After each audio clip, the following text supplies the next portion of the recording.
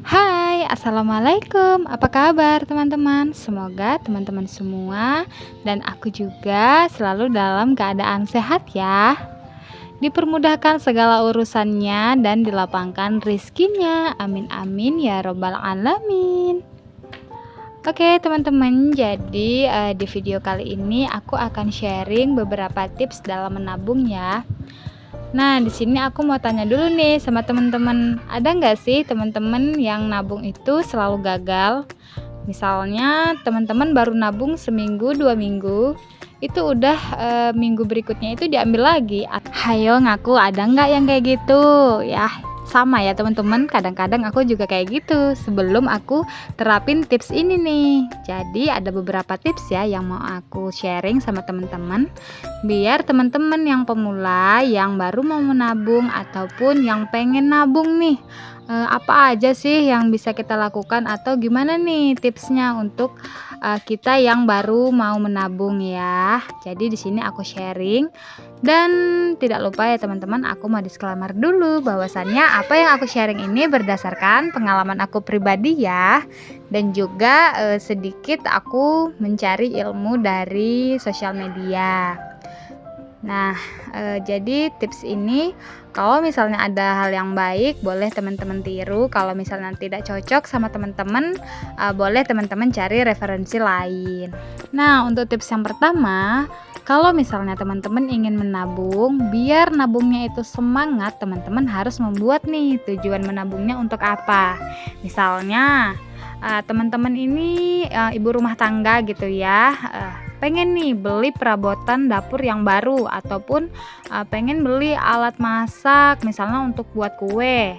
Nah, teman-teman bisa nih buat kayak challenge menabung. Misalnya harganya berapa? Contoh harganya Rp100.000. Teman-teman bisa memulainya dari menyisihkan uang belanja teman-teman. Nah, kayak gitu ya. Atau misalnya teman-teman ini masih sekolah ataupun belum menikah gitu ya, pengen beli HP baru gitu. Teman-teman bisa berapa nih harga HP yang mau aku beli? Dan berapa lama aku nih mau menyisihkannya? Misalnya bisa disisihkan dari gaji kerja ataupun dari uang jajan. Nah, itu ya teman-teman. Dan yang kedua adalah pilihlah nominal yang paling kita ikhlas untuk ditabungkan. Maksudnya gini teman-teman, kalau misalnya kita punya uang nih ya, misalnya uangnya ada 100 atau 50.000 atau berapa, kita tuh yang berapa nih ikhlasnya?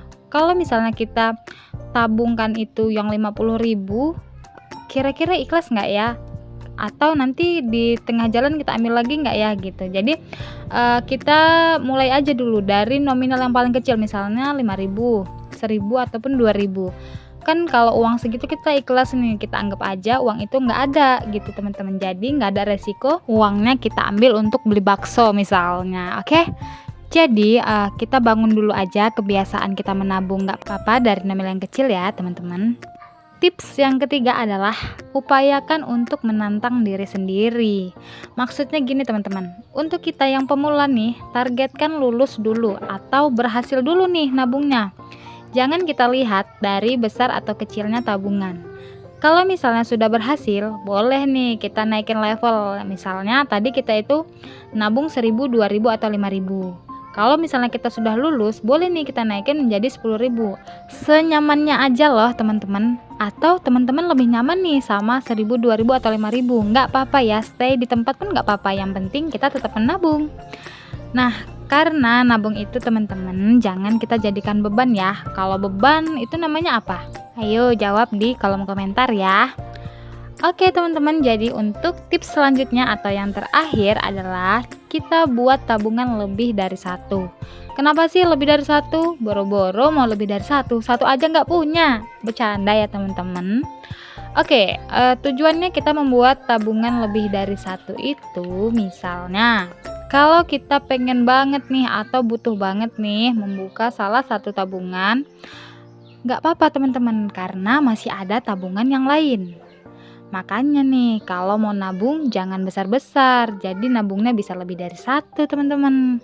Jadi gitu ya teman-teman, kalau misalnya kita ini udah terpaksa banget harus membuka satu tabungan kita, kita masih ada nih tabungan yang lain.